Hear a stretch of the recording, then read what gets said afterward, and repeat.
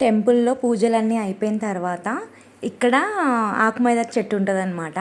చెట్టు నుంచి తెంపుకుందామని చూసినాము, కానీ తేజ్ వాళ్ళు ఆల్రెడీ యూజ్ చేసారు కాబట్టి అంత రెడ్గా కాదని చెప్పారనమాట. పప్పాయ చెట్లు అయితే ఒక 2-3 ఉన్నాయి టెంపుల్ దగ్గర. మా అక్క అయితే ఇక్కడ పండుగున్న పప్పాయని దింపేసింది.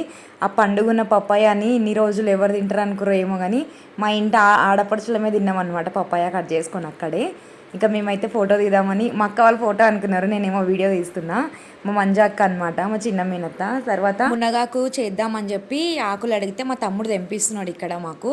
మునగాకు పొడి, మునగాకు పప్పు చాలా మంచిది హెల్త్కి. పూజారి ఫ్రూట్స్ ఇచ్చిండు అనమాట అమ్మకి, ప్రసాదం తీసుకోండి అని. అసలు మేము మార్నింగ్ ఏం తినకుండా అట్లాగే వెళ్ళినాం అనమాట టెంపుల్కి. శివయ్యకి అభిషేకం చేసుకొని అట్లాగే అమ్మవారికి బట్టలు అవి పెట్టేసి పూజ చేద్దాం అమ్ములతో అని చెప్పి వెళ్ళాము. తర్వాత ఇక్కడ పపాయ కట్ చేసి ఇస్తుంది. ఎంత పండుగ ఉంది చూడండి. అందరం పపాయ తినేసినాము. తర్వాత కాలభైరవ విగ్రహం కూడా ఇక్కడే ఉంటుంది అనమాట. రీసెంట్గానే ప్రతిష్టాపన జరిగింది. నేను లాస్ట్ టైం వెళ్ళినప్పుడు చూపించిన కదా కాలభైరవుడి విగ్రహము.